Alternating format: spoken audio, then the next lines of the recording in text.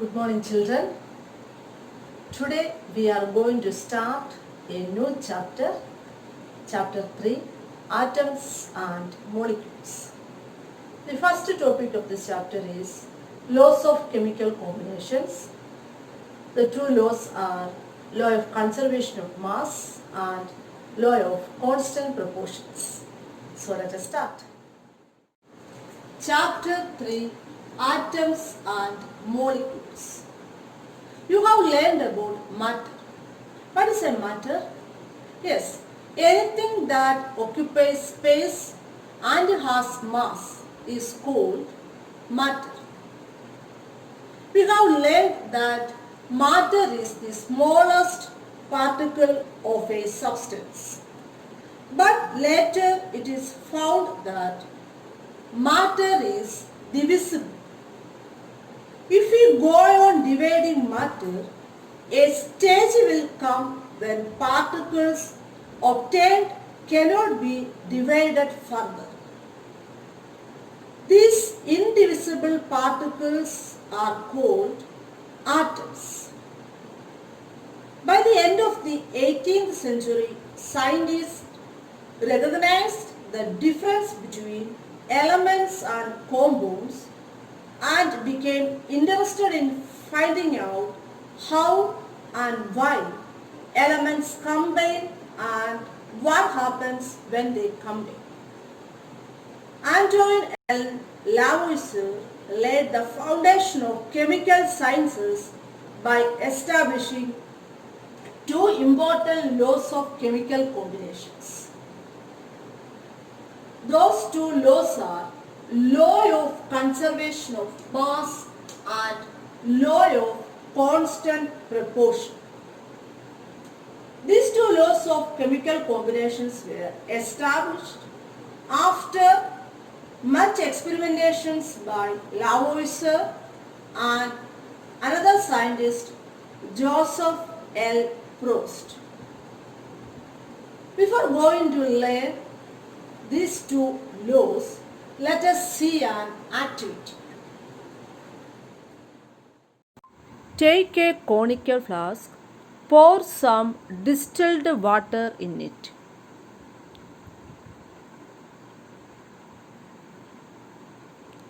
Add 2 grams of barium chloride to the distilled water. Now take a test tube, pour some amount of distilled water in it.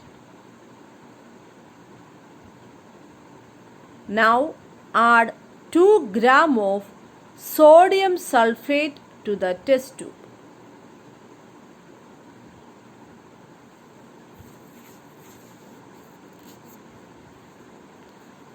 Hang the test tube into the flask carefully with the help of a thread without mixing the solutions. Close the flask with a rubber cork. Now place a retort stand on table.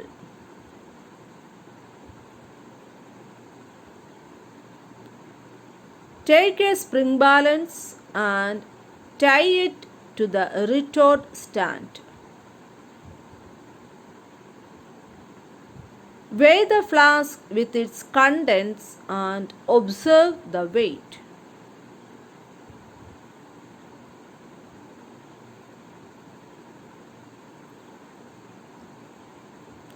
Now tilt and swirl the flask so that the solutions in the flask and the test tube get mixed. Once again, observe the weights.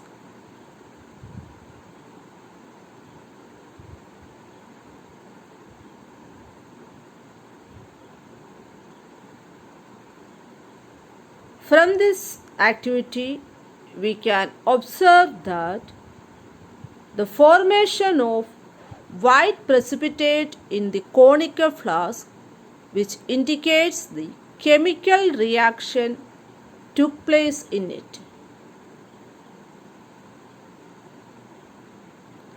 Also, we have observed the weight of the flask and contents before mixing the solutions is equal to the weight of flask and contents after mixing the solution.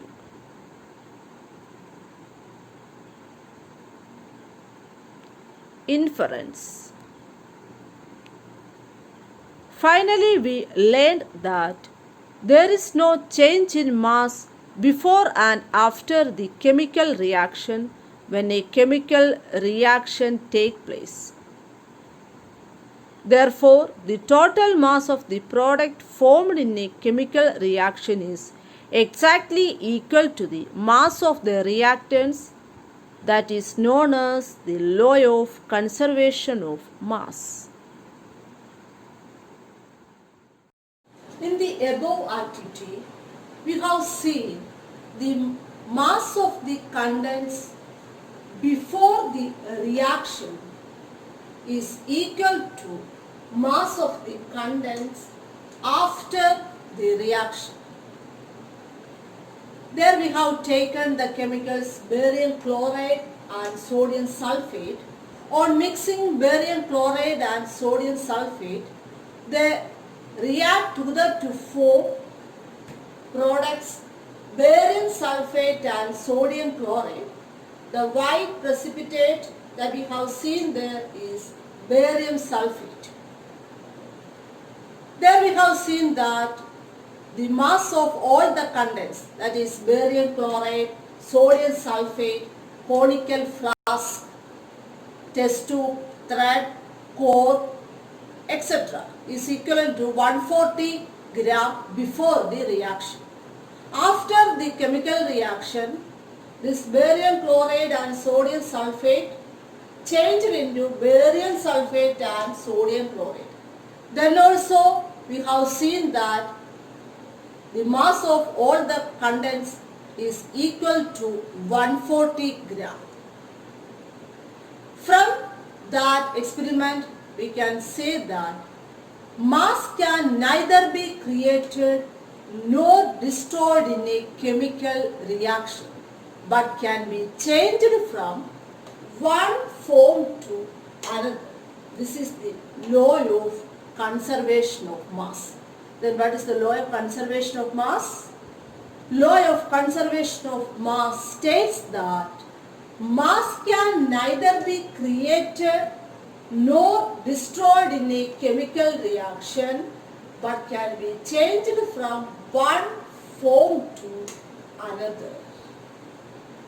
The mass of the reactants before the reaction is equal to mass of the products after the reaction. That is law of conservation of mass. Law of constant proportions. You know that water is a compound. Formula of water is H2O. Water is obtained by the chemical combination of 2 hydrogen atoms and 1 oxygen atom. Mass of 1 hydrogen atom is 1. Therefore, mass of 2 hydrogen atoms are 2. Mass of 1 oxygen is 16. On simplifying, you will get the ratio 1:8. So, the ratio of mass of hydrogen to the mass of oxygen in water is 1:8. It is always fixed, whatever the method or the source from which it is obtained. In the case of ammonia, the formula of ammonia is NH3. Ammonia consists of 1 nitrogen atom and 3 hydrogen atoms. Mass of 1 nitrogen atom is 14. Mass of 3 hydrogen atoms are 3. Mass of 1 hydrogen is 1. Therefore, mass of 3 hydrogen atoms are 3. So, the ratio of mass of nitrogen to the mass of hydrogen in ammonia is always 14:3, irrespective of where the compound came from or who prepared it. This led to the law of constant proportions, which is also known as the law of definite proportions. This law was stated by Joseph L. Proust as, in a chemical substance, the elements are always present in definite proportions by mass. That is law of constant proportions. It is also known as law of definite proportions. So law of definite proportions state that in a chemical substance the elements are always present in definite proportions by mass. Clear? That's all for today. Today we learned laws of chemical combinations, law of conservation of mass and law of constant proportions. Hope that you have understood the topic.